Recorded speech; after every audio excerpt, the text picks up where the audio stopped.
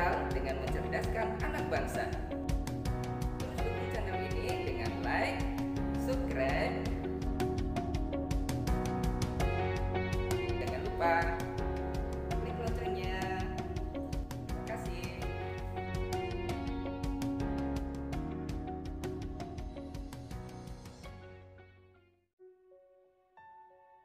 Assalamualaikum warahmatullahi wabarakatuh. Selamat pagi anak-anak. Bagaimana kabarnya hari ini? Mudah-mudahan kita selalu dalam lindungan Allah Subhanahu wa Ta'ala.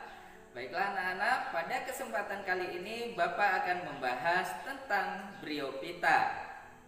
Apa itu bryophyta? Bryophyta adalah tumbuhan lumut. Pasti kalian sudah mengenal apa itu tumbuhan lumut. Di sekitar kita tentu saja banyak sekali tumbuhan lumut. Adapun tujuan pembelajaran kita hari ini, yang pertama adalah mengklasifikasikan bryophyta. Yang kedua yaitu mengidentifikasi ciri-ciri dari bryophyta. Oke, kita akan membahasnya satu persatu, yaitu klasifikasi dari bryophyta. Bryophyta dibagi menjadi tiga. Yang pertama adalah Hepaticopsida atau lumut hati.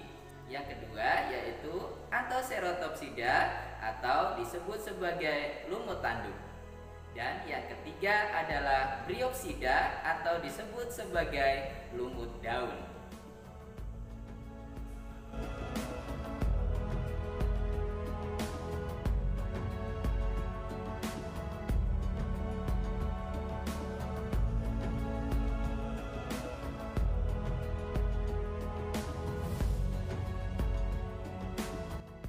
Anak-anak, kita akan membahasnya. Yang pertama adalah Hepaticopsida atau lumut hati. Lumut hati memiliki ciri-ciri yang pertama, generasi gametofit berbentuk talus atau lembaran seperti hati, sehingga disebut sebagai lumut hati. Yang kedua, talusnya berwarna hijau, percabangan menggarpu. Talus melekat pada substrat dengan bantuan rizoid. Yang ketiga, sporopit selalu tumbuh dan berkembang di dalam gametofit betina. Contoh dari Hepaticopsida atau lumut hati yaitu Marsantia polymorpha.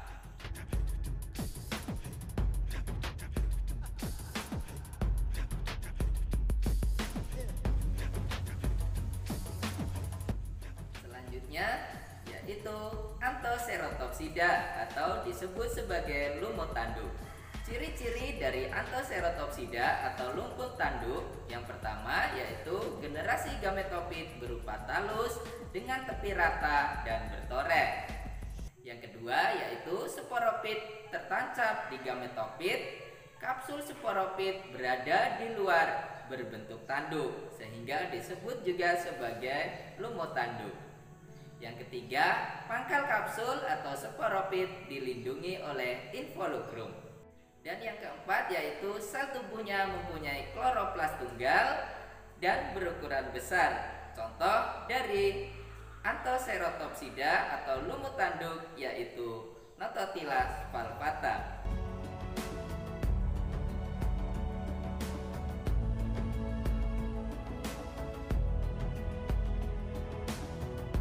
Selanjutnya adalah Bryopsida atau lumut daun.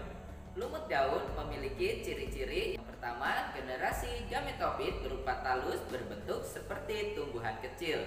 Yang kedua, talus mempunyai batang semu tegak dan lembaran daun yang tersusun spiral.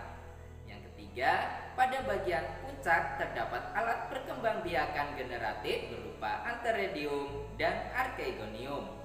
Dan yang keempat yaitu sporopit tumbuh di gametofit atau pada tumbuhan lumut itu sendiri dan bersifat parasit terhadap gametofit.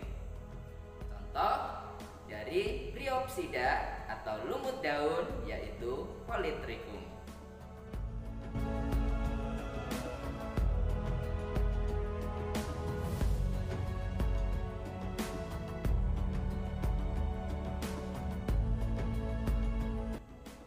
Selanjutnya adalah reproduksi pada bryophyta.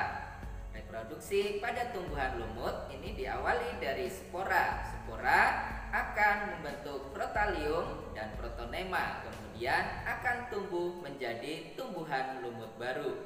Tumbuhan lumut akan menghasilkan gametofit jantan dan gametofit betina. Gametofit jantan disebut sebagai archegonium, sedangkan gametofit betina disebut antheridium. Archegonium akan menghasilkan spermatozoa, sedangkan antheridium akan menghasilkan ovum. Kemudian antara spermatozoa dan ovum akan bersatu membentuk zigot. Zigot akan berkembang menjadi tumbuhan lumut sporofit. Kemudian tumbuhan lumut akan berkembang menjadi sporangium, dan sporangium akan tumbuh menjadi spora. Demikian seterusnya. Baiklah anak-anak, demikian pembelajaran kita hari ini mengenai bryophyta atau tumbuhan lumut. Seperti biasa, sebagai absen kalian, silakan kalian like video ini, kemudian silakan kalian isi absensi di kolom komentar dengan menyebutkan nama dan kelas kalian. Bagi yang belum subscribe, silakan kalian subscribe agar kalian tetap terhubung dengan channel Bapak dan mengikuti materi-materi Bapak selanjutnya. Di akhir video ini akan ada tugas atau diskusi yang bisa kalian kerjakan dan kalian kirimkan lewat Google Classroom. Terima kasih, tetap semangat. Assalamualaikum warahmatullahi wabarakatuh.